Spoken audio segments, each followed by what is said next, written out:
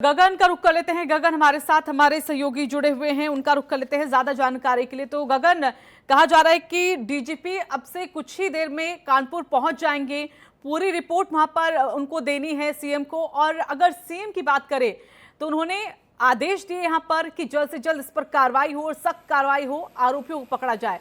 और पल पल की जो अपडेट है उस पर नजर लगातार सीएम बनाए हुए हैं।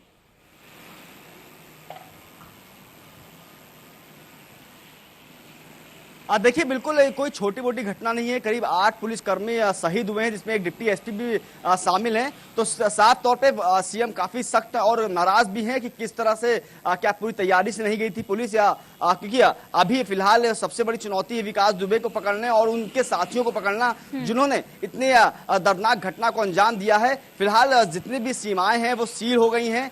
डीजीपी कुछ ही देर में कानपुर पहुंचेंगे, क्योंकि एडीजी ये लोग फिलहाल वहां पे पहुंच चुके हैं और पूरे हालातों का जायजा ले रहे हैं। लेकिन जो रिपोर्ट सीएम को सौंपनी है वो डीजीपी सौंपेंगे, और इसीलिए डीजीपी मौके पे पहुंच रहे हैं, रवाना हो चुके हैं और कुछ ही देर में कानपुर पहुंच जाएंगे। लेकिन सबसे बड़ी बात है कि अभी भी ये हर पूरे पुलिस महकमे को बात खाई जा रही है कि आखिरकार विकास दुबे और उसके साथियों को कैसे पता चला कि पुलिस वहां पर दबिश देने आ रही है। क्या विभाग के किसी पुलिसकर्मी ने ये सूचना विकास दुबे तक पहुंचाई थी, जिससे विकास दुबे पहले से तैयार था? विकास दुबे केवल हत्या को अंजाम नहीं दिया, उन्होंने पुलिसकर्मियों के जितने भी हथियार थे, जिसमें लगभग 4 AK-47 थी, वो भी लूट कर ले गए हैं। यानी कि विकास दुबे पहले से ही जिस तरह से उसका इतिहास रहा है, आपराधिक इतिहास रहा है, कि जो अपने आप को वर्चस्व और अपना वर्चस्व बढ़ाना चाहता था अपराध की दुनिया में, जयराम की दुनिया में, तो साफ तौर पे काफी दुर्दांत अपराधी था और उसी को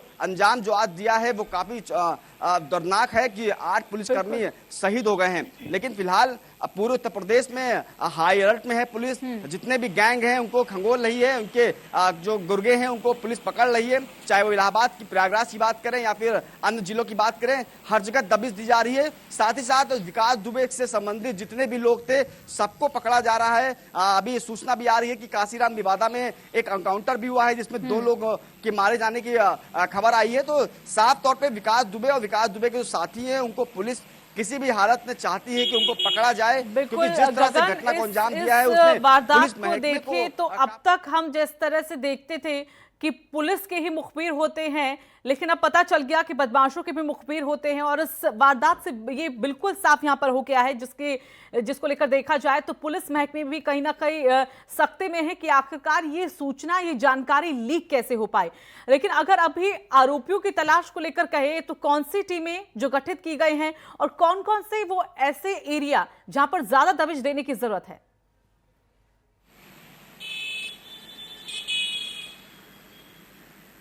देखिए ऋतु, फिलहाल एसटीएफ ने पूरा डेरा अपना कानपुर में डाल दिया है और एसटीएफ पूरी तरह से हर पहलू में जांच कर रही है कि आखिरकार विकास दुबे के गांव में कितने लोग जो उनके साथी थे वो कौन कौन से रहते थे। उनके परिवार वालों को खंगाला जा रहा है कि उनके पारिवारिक जो संबंध थे, क्या उनके साथ कुछ परिवार के संबंध के लोग भी उनके गैंग में थे, या अन्य लोगों को भी खंगाला जा रहा है। और साथ ही साथ जो कानपुर के साथ की सीमाएं हैं, चाहे वो कन्नौज हो, कानपुर देहात हो, उन्नाव हो, वहां पर भी एसटीएफ की टीमें सक्रिय हो गई हैं। वहां पर जो विकास दुबे के गुर्गे हैं उनको पकड़ा जा रहा है। करीब 1000 मोबाइल को सर्विलांस लगाया गया है।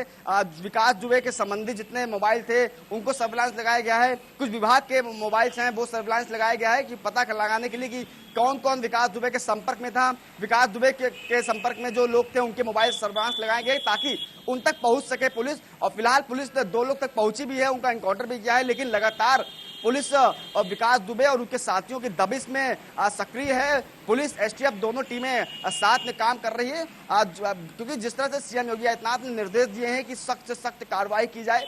एक चीज बात और ऋतु है कि पिछले समय से जब एनकाउंटर होते थे उसमें लगातार सवालात उठते थे विपक्षी दलों के द्वारा कि एनकाउंटर फर्जी होते हैं। लेकिन आज का जो घटना है वो उन तमाम लोगों पर तमाचा है जो लोग कहते थे कि पुलिस अपराधियों को फालतू में गोलियां मार रही है या फर्जी एनकाउंटर दिखाती है। साफ तौर पे पुलिस इंतजार नहीं करती है कि सामने वाला गोली मारे, लेकिन आज वो चूक हो गई, जिसमें क्योंकि पहले से वो तैयार थे। पुलिस को नहीं मालूम था कि वो जिनकी दबिश करने जा रहे हैं या जिनको पकड़ने जा रहे हैं वो पहले से तैयार हैं या उनको पहले से सूचना है, जिसका खामियाजा 8 पुलिस जवानों को खोने का भुगतना पड़ रहा पुलिस विभाग को, उत्तर प्रदेश को।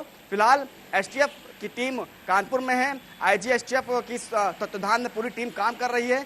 सभी अपराधियों को खंगाला जा रहा है, जितने भी अन्य गैंग के लोग हैं, क्योंकि जो विकास दुबे था वो सिर्फ अपना गैंग नहीं, वो बाकी जो गैंग छोटे मोटे गैंग थे उनको भी लीड करता था, क्योंकि राजनीतिक वर्चस्व उसका काफी मजबूत था। 2001 में जब उसने संतोष शुक्ला की हत्या की थी तब से ही वो लाइमलाइट में आया था, क्योंकि मुकदमे भले ही उसके 1993 से लग रहे हों, 1993 से वो जयराम की दुनिया में आया हो, लेकिन जब उसका नाम सामने आया वो 2001 में आया, जब संतोष शुक्ला की उसने हत्या की थी। तो राजनीतिक वर्चस्व उसका मजबूत है। तो कौन कौन वो लोग हैं जो उसको संरक्षण दे रहे थे, उन तमाम लोगों की कुंडली खंगाली जा रही है। बिल्कुल, एक बहुत बड़ा हमला, और इस हमले को लेकर अब हर कोई सकते में है कि आखिरकार ये हुआ कैसे, चूक कहां पर हुई और ये जानकारी लीक कैसे हुई। हालांकि इसको लेकर रिपोर्ट देखी जाएगी, जांच की जाएगी और उसमें पता चल पाएगा कि आखिरकार यहां पर कौन यहां पर जिम्मेदार है जिसने इस जानकारी को वहां तक पहुंचाया है। धन्यवाद आपका गगन, हमारे साथ जुड़ने के लिए।